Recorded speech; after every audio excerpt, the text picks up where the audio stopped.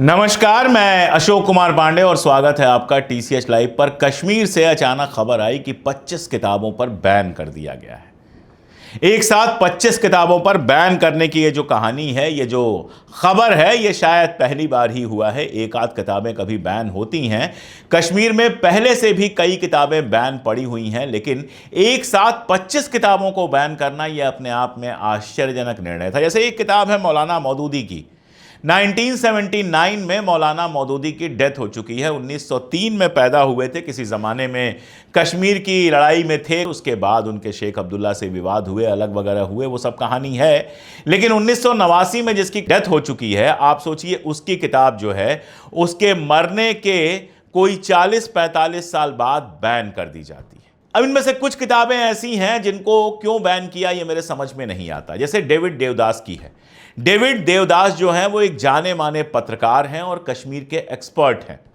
उनकी किताब है स्टोरी ऑफ कश्मीर, मैंने पढ़ी है। मेरी जो दो किताबें हैं, कश्मीर नामा और कश्मीरी पंडित, दोनों में मैंने उसका इस्तेमाल भी किया है। क्योंकि कश्मीर में आतंकवाद कैसे पैदा हुआ, कैसे पाकिस्तान कश्मीरी आतंकवाद को सपोर्ट कर रहा था, कैसे कश्मीरी आतंकवादी जो खुद को सेकुलर बहुत सारे कह रहे थे, जैसे जेकेएलएफ के लोग, उन्होंने कश्मीरी पंडितों को मारा। ये सारा कुछ डेविड देवदास के यहां जितना क्लियर और जितना साफ सुथरे तरीके से मिलता है, कहीं और नहीं मिलता है। उन्होंने तमाम जो आतंकवादी थे उनके परिवारों से मुलाकात की है, महीनों कश्मीर में गुजारे हैं, मकान किराए पर लेकर कश्मीर में थे, कश्मीर की गलियां नापी हैं और वो किताब लिखी है। उसको बैन कर दिया। कोई मतलब ही नहीं बनता है उस किताब को बैन करने का। ऐसा लगता है बैन करने से पहले उस किताब को पढ़ा ही नहीं गया है। ऐसे ही सुमांत्रा बोस कश्मीर के बड़े एक्सपर्ट हैं, इंटरनेशनली उनको जाना जाता है, विद्वान व्यक्ति हैं। उनकी दो किताबें बैन कर दी गई हैं। एक उन्होंने खुद लिखी है वो, और दूसरी किताब जो बैन की है वो तो उन्होंने आयशा जलाल के साथ मिलकर एडिट की है। इसके अलावा भी इसमें कई किताब हैं। कुनान पोशपुरा पर एक किताब है, उसको बैन कर दिया गया है। अब कुनान पोशपुरा को लेकर बहुत सारी कहानियां हैं। मिलिट्री के ऊपर आरोप है कि उस गांव में मिलिट्री ने जिना किया, रेप किया, ये सारा कुछ है। दूसरी तरफ का यह है कि नहीं, ऐसा कुछ नहीं हुआ था। मैंने खुद अपनी किताब में लिखा है कि संख्या कैसे बढ़ती चली गई। पहले कहा गया इतनी महिलाएं, फिर इतनी महिलाएं, फिर बढ़ती चली गई, इसलिए उसके ऊपर शक की सुई जाती है, इसमें कोई दो राय नहीं है। लेकिन कुछ नहीं हुआ था कुनान पोशपुरा में, यह तो कोई नहीं कह सकता। बेहतर होता कि उसके पैरेलल सारा तथ्यों पर आधारित एक किताब लिखवा दी जाती।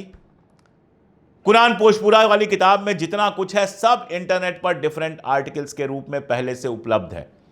आप कहां कहां से बैन कराएंगे, कहां कहां से आप बैन कराएंगे, और बैन से हासिल क्या होगा? ऐसी कई किताबें हैं, मैंने तो केवल एक दो किताब का नाम लिया। अनुराधा भसीन जम्मू में रहती हैं और जबरदस्त पत्रकार है, उनका अखबार पहले बंद करवाया गया, उनकी किताब पर बैन कर दिया गया। कोई मतलब ही नहीं है। मतलब ऐसा है कि अब कश्मीर में सरकार तय करेगी कि लोग कौन सी किताब पढ़ेंगे। इस तरह से आप जब हरकत करते हैं तो दुनिया भर में जो भारत के विरोधी हैं उनको यह कहने का मौका मिलता है कि आपने किस तरह से सेंसरशिप लगाई हुई है। जो किताब आप दिल्ली में पढ़ सकते हैं वो जम्मू में नहीं पढ़ सकते। इसका क्या मतलब हुआ? इसका क्या मतलब हुआ? जो किताब आप लद्दाख में पढ़ सकते हैं वो किताब श्रीनगर में नहीं पढ़ सकते हैं। इसका क्या मतलब हुआ? जो किताब आप कारगिल में पढ़ सकते हैं वो किताब आप श्रीनगर में नहीं पढ़ सकते हैं। इसका क्या मतलब हुआ? कोई मतलब हुआ? ऐसे बैन लगता है कि ऐसे बैन सक्सेसफुल होता है। बैन से आप क्या कर लेंगे? हद से हद यह हो जाएगा कि जो बिकने वाली दुकानें जो हैं वहां पर ये किताबें नहीं मिलेंगी। ठीक है, चिनार बुक्स पे किताबें नहीं मिलेंगी, बाकी जो कश्मीर में बुक शॉप्स हैं वहां पर ये किताबें नहीं मिलेंगी। अच्छी बात है, ऑनलाइन तो मिल रही हैं, ऑनलाइन बड़े आराम से मिल रही हैं, आदमी किताब खरीद सकता है। या फिर घर घर जाकर चेक करेंगे किसके पास कौन सी किताब है, क्या करेंगे। और इसके आगे की बात मैं बता दूं, जो किताबों के दीवाने हैं, जो हमारी तरह लगातार पढ़ते रहते हैं, उनको पता है कि दुनिया में तमाम ऐसी वेबसाइट्स हैं जहां से इन किताबों की पीडीएफ आराम से डाउनलोड हो सकती हैं। जी, यह हकीकत है। मेरी अपनी किताबों की पीडीएफ आराम से डाउनलोड हो जाती है। लोग ढूंढ लेते हैं और बताते हैं, अशोक जी देखिए यहां से आपकी किताब जो है वो हमने डाउनलोड कर ली। मैं कहता हूं ठीक है भाई, कम से कम पढ़ो, कहीं से भी किताब डाउनलोड करो। लेखक का नुकसान होगा, लेकिन पाठक को तो किताब मिल जाएगी। इनमें से ज्यादातर किताबें ऐसी हैं जो आसानी से पीडीएफ जिसकी अवेलेबल है, सरकार क्या करेगी? ये देखेगी कौन पीडीएफ डाउनलोड कर रहा है, कौन पीडीएफ नहीं डाउनलोड कर रहा है, यही देखना बाकी रह गया, यही करना बाकी रह गया है। आप किताबों पर बैन कैसे लगा सकते हैं? किताबों पर बैन तानाशाही में लगता है। आप प्रोजेक्ट शुरू कर दीजिए, और है प्रोजेक्ट। इतनी ही किताबें जो हैं एकदम भारत सरकार के समर्थन में भी लिखी गई हैं, सेना के समर्थन में भी लिखी गई हैं, तमाम किताबें हैं। जिसको जो पढ़ना होगा वो पढ़ेगा, डिबेट्स करा लीजिए, बाकी सारा कुछ कर लीजिए। बैन करके आपको क्या मिल जाएगा?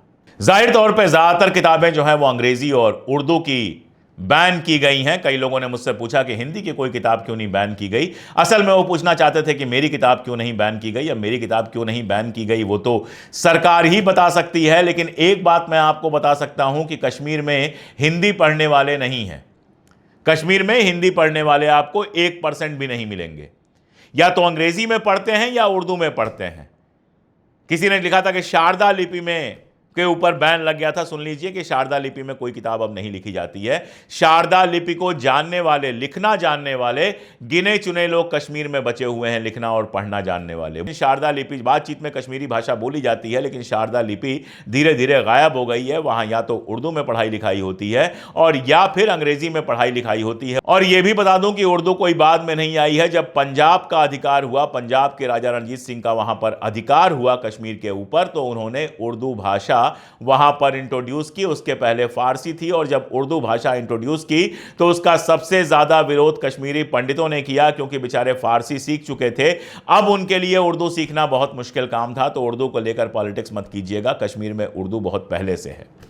तो उर्दू है और अंग्रेजी है, इसीलिए उर्दू और अंग्रेजी की किताबें जो हैं वो बैन की गई हैं। अगर वहां हिंदी पढ़ने लिखने वाले लोग होते तो शायद हिंदी की भी कुछ किताबें बैन की जाती। वैसे हिंदी में कश्मीर पर है ही क्या, 2 किताबें, 4 किताबें, 5 किताबें आपको मिल जाएंगी हिंदी में। इसके अलावा हिंदी जो भाषा का पूरा परिक्षेत्र है हमारा, वो कश्मीर पे बहस तो बहुत करता है, लेकिन कश्मीर पर कुछ पढ़ता लिखता नहीं है। इसीलिए कश्मीर पर हिंदी में किताबें वैसे भी नहीं है।